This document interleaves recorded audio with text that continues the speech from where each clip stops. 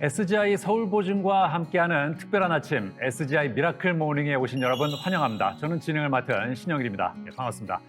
자, 오늘이 6월 16일 목요일 아침입니다. 저희가 이 미라클 모닝 행사를 작년에도 했었는데 작년에는 7월에 뵀었습니다. 그래서 거의 한 1년 만에 여러분께 다시 인사드리는데 작년에 비해서 이렇게 다시 한번 인사를 드릴 수 있다는 건 작년 행사의 반응이 꽤 괜찮지 않았나 하는 생각을 저 혼자 해보면서 작년에 이어서 다시 한번 함께해 주신 분들께는 감사의 말씀 드리고요. 또 올해 처음 또 이 행사를 만나는 분들 계실 텐데 그분들께 환영의 인사를 드리겠습니다. 자, 이제 미라클 모닝의 첫 번째 게스트를 만나볼 텐데 이 4일에 걸쳐서 하는 행사인 만큼 어떤 분이 문을 열어주시느냐가 참 중요한데 이분이라면 믿고 맡길 수 있을 것 같습니다. 법무법인 율촌의 최준영 박사님 만나보겠습니다. 네, 안녕하세요. 최준영입니다. 네, 반갑습니다. 자, 이 우크라이나 전쟁이 터지고 많은 분들이 나름의 예측을 했습니다. 이 전쟁이 얼마 정도 지나면 끝나겠지. 이런 예측을 했는데 글쎄 이미 상당 부분 진행이 돼서 초반 예측은 많은 부분이 틀렸습니다. 자, 박사님. 네. 이 전쟁이 얼마나 갈까요? 님께서 그동안 많은 예측을 해주셨는데 결론적으로 말씀드리면 하나도 맞은 게 없어요. 다 틀렸어요. 그렇기 때문에 사실 언제 끝날지에 대해서 정확하게 예측하는 건 불가능할 거고 어떤 시나리오로 이제 앞으로 전개될 것인가. 그러면 여러분들께서 그걸 보시고 난 저 시나리오가 맞을 것 같아. 그러면 대충 언제쯤 정도는 마무리가 되지 않을까? 라는 이제 대략의 어떤 생각을 할 수 있겠지만 이게 뭐 9월 달에 끝난다. 아니면 연말까지 간다. 아니면 내년에도 또 싸우고 있을 거다. 이렇게 예상하기는 상당히 좀 어려운 이제 그런 상황이지만 그렇다고 해서 또 하염없이 또 끌고 갈 수 있는 또 그런 상황도 아니기 때문에 지금 여러 사람들이 다들 머리 아파하면서 이걸 어떻게 매듭을 짓냐. 우리가 그렇잖아요. 일을 시작하기는 쉬워도 매듭 짓기는 어려운데 전쟁이란 건 특히 더 그런 것 같습니다. 사실 전쟁도 이 우리하고 거리가 가까우면 조금 더 체감이 되고 맞습니다. 멀면 멀수록 조금 이건 우리랑 별 관계가 없는 일 아닌가 하는 생각도 들거든요. 맞습니다. 처음에는 이제 충격적인 영상을 보고 이제 다들 놀라셨고 관심을 많이 기울이셨는데 저희는 벌써 이제 몇 달 지나가는 사이에 관심들이 많이 이제 낮아졌죠. 그렇습니다. 근데 그에 비해서 이제 우크라이나와 국경을 접하고 있는 나라들, 뭐 대표적으로 폴란드, 그다음에 바다 건너에 있는 뭐 터키라든지, 그다음에 북유럽에 있는 핀란드, 스웨덴 이런 국가들은 이제 정말 옆 나라의 전쟁이 났고 그 다음 차례는 난가? 라는 이제 이런 두려움들이 있는 거죠. 그러다 보니까 이제 우크라이나를 돕는데도 열심이고, 그다음에 국가가 그동안에 지켜오던 정책을 한꺼번에 바꿔서 다른 방향으로 나가기도 하고, 지금 모든 국가들이 사실 미래에 어떤 상황이 생길지 알 수 없기 때문에 다들 노심초사하고 있고요. 그다음에 특히나 우크라이나와 가까이 있는 나라일수록 그 영향은 더 클 수밖에 없다라고 말씀드릴 수 있을 것 같습니다. 그래서 앞으로 이제 어떻게 될 것이냐에 대한 이야기들을 이제 해보면 다양한 시나리오가 있어요. 그래서 뭐 일단은 우크라이나 전체를 이제 점령하는 건 포기를 했으니까 그러면은 이제 가장 러시아 입장에서 봤을 때 유리한 시나리오가 뭐냐라고 하면 우크라이나와 접하고 있는 흑해 남쪽 지역을 러시아가 쫙 점령을 해가지고 우크라이나를 이제 내륙국으로 만드는 거죠. 우크라이나는 잘 아시는 것처럼 세계적인 이제 그 곡물 대국이잖아요. 식량을 많이 생산하는 나라인데 결국 그 식량이라는 건 수출하려고 그러면 육상보다는 항구로 수출하는 게 훨씬 유리하죠. 그렇겠죠. 그런데 우크라이나 항구 접하고 있는 지역들을 이제 러시아가 다 장악을 해서 수출을 못하게 한다. 그러면은 우크라이나 입장에서 봤을 때는 경제적으로도 타격이고요.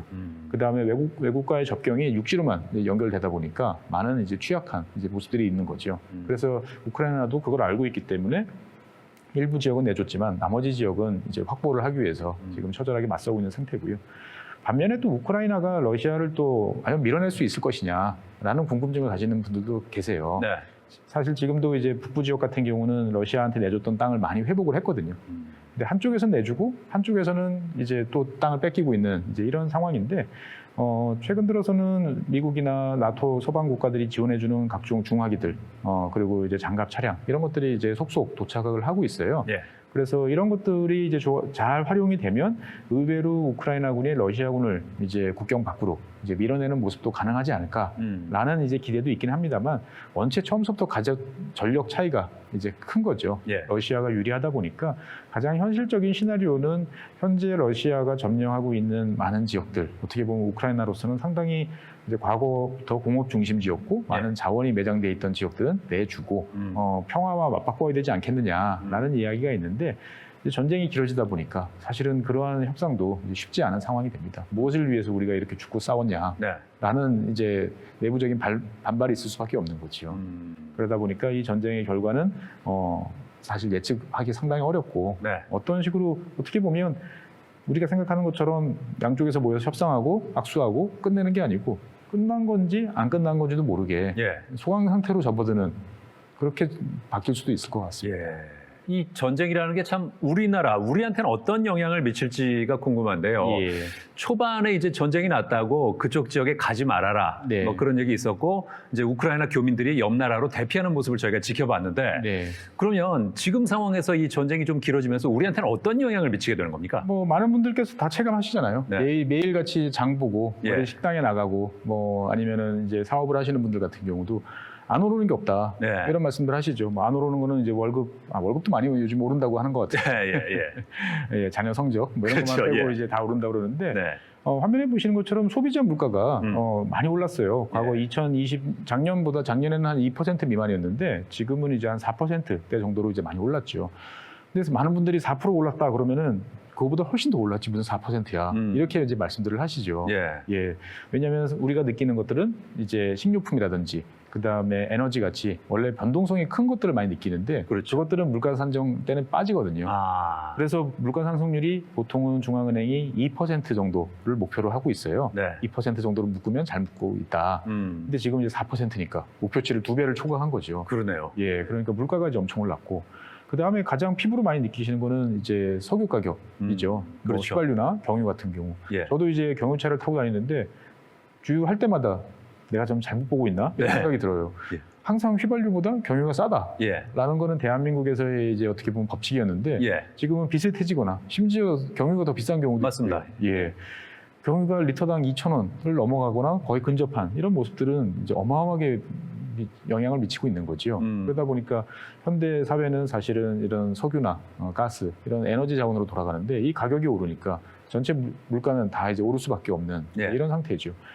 그래서 이걸 조금 더 생각을 해보면 우리가 살아가고 있는 대부분의 생활들은 다 수입되는 에너지에서 기반하잖아요. 그렇죠. 그러다 보니까 수입 물가는 급하게 뛸 수밖에 없고 우리가 수출하는 가격은 아직 반영이 안 돼 있는 이제 이런 상태가 되다 보니까 올해 들어서는 되게 낯선 모습이 하나 보이는 게 이제 무역 수지 또는 경상 수지 우리가 해외 수출을 많이 하면 이제 흑자가 나서 경상 수지 흑자라고 이야기를 하지 않습니까? 이게 수십 년 동안 저희가 흑자를 봐왔는데 올해부터는 잘못하면 연말까지 가도 적자로 바뀔 수도 있을 것 같다. 왜냐하면 에너지 가격은 너무 높여졌고 근데 그에 비해서 우리 수출 물가는 아직 그게 반영이 안 되다 보니까 수출도 잘 되지만 수입이 훨씬 더 가격이 비싸 버리니까 이제 무역 수지가 적자되는 이제 이런 상황이 생기는 거죠. 그래서 무역 수지가 이제 적자가 되면 이제 문제가 되는 게 환율에 이제 영향을 미칠 수가 있는 거죠. 그래서 뭐 원달러 환율 같은 경우가 보통 1,100원대 이러다가 전쟁이 터지고 다음서부터는 1,200원, 심지어 1,300원을 이제 넘나드는 모습도 잠깐씩 이제 보여주기도 했던 거지요. 그래서 실제로 이렇게 환율이 이제 요동을 치게 되면 많은 이제 특히 수출하는 사람들은 어렵게 되고 수입 물가는 원래 석유 가격이 오르지 않는다 하더라도 환율 때문에라도 다시 오르는 이제 그러한 일들이 생기게 되는 거죠. 그래서 먼 나라에서 벌어지는 전쟁이지만 이 전쟁은 이제 우리 일상생활을 이미 많이 바꿔놓고 있는 이제 이런 상황이고요. 사실 이제 그 당장의 물가도 문제까지만 더 큰 문제는 이제 이것이 그동안에 우리 대한민국이 성장하는 데 있어서 여러 가지 유리하게 작용했던 요인 중에 하나가 이제 세계화 그리고 전 세계가 하나로 연결돼 있는 글로벌 공급망, 보통 GVC라고 보통 부르는 이런 공급망이죠. 그래서 내가 무슨 물건이 필요해라고 하면 전 세계에서 그 물건을 제일 잘 만들 수 있는 사람을 찾아내서 제일 싸게 만들 수 있는 사람을 찾아내서 비용만 지급하면 언제든지 내가 구입할 수 있고 그럼 그걸 통해서 그 물건을 조립할 수 있는 가장 인건비가 저렴한 지역에 가서 그 물건을 조립해서 세계에 팔아서 돈을 버는 어떻게 보면 세계가 한 나라처럼 돌아가면서 서로가 공급과 판매가 이루어지는 이러한 글로벌 밸류 체인이라는 것이 그동안 이제 한 1990년대 이후에 잘 작동을 해왔죠. 그래서 그 사이에 이제 가장 성장을 빨리 한 나라가 중국이고 중국과 더불어서 우리나라도 급속하게 성장을 했는데 이런 글로벌 밸류 체인이 이제 몇 년째 지금 잘 작동을 하지 않아요. 그러니까 2016년부터 트럼프 행정부가 들어온 다음서부터 미중 무역 분쟁이 이제 시작이 되는 거죠. 예. 그러다 보니까 그 전에는 중국은 세계의 공장이야. 그래서 거기서 만들면 제일 싸. 그래서 미국, 한국, 뭐 유럽의 많은 기업들이 다 중국에 가서 물건을 생산했던 거죠. 그런데 갑자기 중국에서 물건을 생산하는 게 가장 싸지도 않고 뭐 뭔가 더 큰 리스크가 생긴다라고 생각을 하니까 이게 사람들이 이제 여러 가지 생각이 복잡해지는 거죠. 네. 그러면서 과거에는 싸게 사오던 물건들이 잘 못 산다든지 아니면 가격이 오른다든지 이런 상황들이 이제 몇 년이 지속이 됐다가 2020년부터는 다시 또 코로나 때문에 고생을 많이들 하고 있는 거죠. 사실 러시아가 우크라이나를 침공했을 때 예. 많은 예측이 이거 다음에는 이 모습을 보고 중국이 자극을 받아서 중국이 대만을 침공할지 모른다 이런 네. 얘기가 있었잖아요. 맞습니다. 그래서 그런 일이 벌어진다면 이게 한반도에도 직접적인 영향을 미칠 거다. 네. 우리한테는 그게 훨씬 더 큰 영향이 있을 거다 이런 얘기를 했었는데 예. 그러면 지금 벌어지고 있는 러시아 우크라이나 전쟁이 중국을 우리 생각만큼은 자극하지 않을 거다 이렇게 볼 수도 있을까요? 그렇습니다. 예. 여러 가지로 이제 계산을 다시 해봐야 되는 거죠. 네. 예상했던 우리가 다 계획은 있지만 네. 막상 그걸 현실로 옮겼을 때 뭔가 달라지는 모습들이 많이 있는 거죠. 네. 중국 같은 경우는 기본적으로 러시아 전술, 러시아 무기를 가지고 활용을 했었는데 네. 그게 잘 안 되는 모습을 보니까 이게 맞나? 우리가 뭔가 빼먹고 있는 게 아닌가라는 이제 계산을 다시 해봐야 되는 상황인 거고요. 우리 실력으로 정말 대만을 빠른 시간 내에 점령할 수 있을까? 라는 질문도 이제 진지하게 다시 던져보는 거죠. 네. 그렇군요. 예. 그래서 중국이 좀 중립적인 입장을 취하는 것도 네. 약간 지금 생각이 많은 게 아닌가 싶기도 그렇습니다. 하고요. 머리가 복잡한 거죠. 예. 거기다 코로나 문제도 계속 있다 보니까 예. 당장 행동에 나서기는 쉽지 않을 것 같습니다. 그렇군요. 그럼 세계 진영이 그 냉전 시대부터 예. 이렇게 두 군데로 이렇게 나뉘어져 왔는데 네. 이번 일을 계기로 해서 어떤 변화를 우리가 예상할 수 있을까요? 사실 그 냉전이라는 거를 이제 지금 이걸 시청하시는 분들께서 기억하시는 분도 계시지만 네. 기억 못하실 분도 사실 많으세요. 좀 생소하기도 하겠죠. 맞습니다. 네. 90년 정도에 끝났으니까 네네. 실제로 80년대 태어나신 분들 같은 경우는 잘 기억이 없죠. 그렇죠. 예. 어떻게 보면 2차 세계대전 이후에 미국과 소련이라는 양대 진영이 전 세계를 무대로 예. 치열하게 맞서왔죠. 전쟁만 안 하다 뿐이지 사실 전쟁을 하는 거와 진배 없는 상황으로 이제 쭉 줄을 서왔는데 이것이 어떻게 보면 영원하게 갈 거라고 생각이 됐어요. 예. 그런데 이 한순간에 이제 무너졌죠. 그래서 이 냉전이라고 하는 거는 2차 세계대전이 끝나고 1947년부터 1991년까지 이제 한 44년 동안 이제 이어진 이제 그러한 어떻게 보면은 미국과 소련을 중심으로 한 양 강대국의 대립이었는데 네. 이게 한순간에 이제 막을 이제 내렸죠. 예.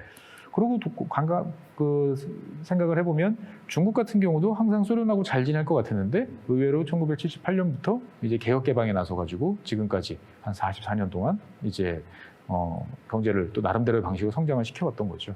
즉 우리가 살고 있는 세대는 계속 이렇게 갈 것 같지만 한순간에 확 변하는 수가 있다라는 것들을 우리는 지난 한 30년 전의 기억을 통해서 잘 알 수 있는 거죠. 네. 그래서 냉전이 딱 종식이 된 다음에 벌어졌던 일들 같은 경우는 어떻게 보면 이제 세계 특히 이제 자본주의 국가들 입장에서 봤을 때는 이런 로또가 없는 거예요. 왜냐면은 전 세계 인구의 한 3분의 1 정도는 구소련을 중심으로 한 사회주의권으로 묶여 있었기 때문에 예.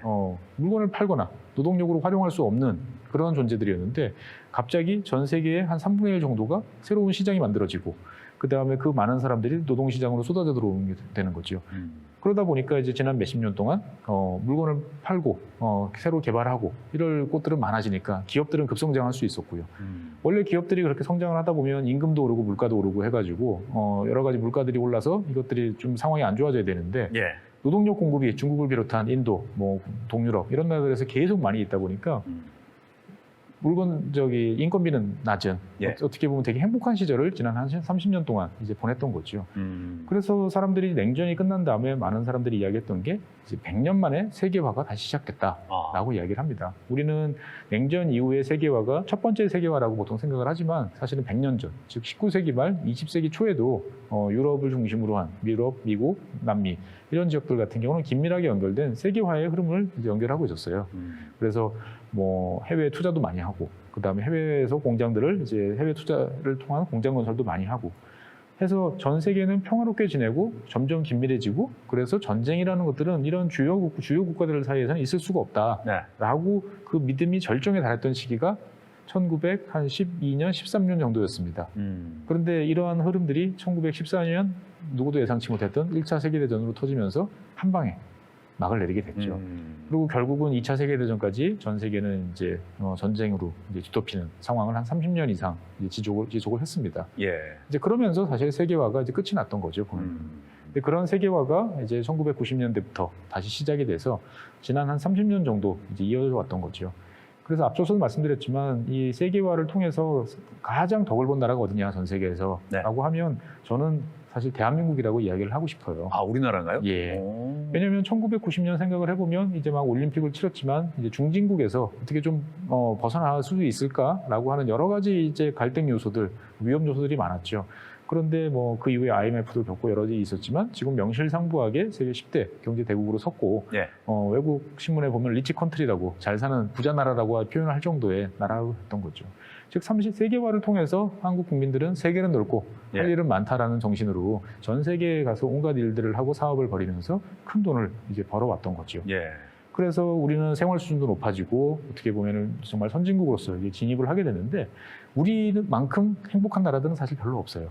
많은 나라들은 이제 빈부격차도 커지고 예. 그 다음에 과거에 비해서 더 살기 어려워졌다고 생각하는 나라도 많고 특히나 이제 이런 흐름들이 이제 2008년 이제 글로벌 금융위기 이후에 이제 더 강해진 거죠. 예. 그러니까 지금처럼 우리가 흘러가던 세계화가 계속되는 게 맞을까? 이게 과연 우리 가족, 그 다음에 우리나라한테는 이러한 흐름들이 과연 좋은 흐름이었을까? 라고 생각하는 이제 갸우뚱해지는 사람들이 많아졌던 거죠. 그런 경향들이 점점 강해지다 보니까 결국은 미국도 그 중국을 향한 이제 무역 분쟁에 나서게 됐던 거고. 그래서 아까 앞서 말씀드린 것처럼 당연하게 생각했던 GVC도 이제 뭔가 영원 불멸이 아니고 무너지고 있는 거 아닌가라는 이제 생각들을 이제 해보는 거죠. 아, 이 전쟁이 도대체 뭐 어떻게 흘러가는 거고 우리에게 어떤 영향을 주고 또 세계 정세에는 어떤 영향을 미칠까 궁금해하는 분들이 많이 계셨을 텐데 이 시간을 통해서 조금 더 그림이 명확해지는 계기가 됐으리라 믿습니다. 자, 오늘 함께 해주신 최준영 박사님 다시 한번 감사의 말씀드리겠습니다. 고맙습니다. 네, 감사합니다. 네.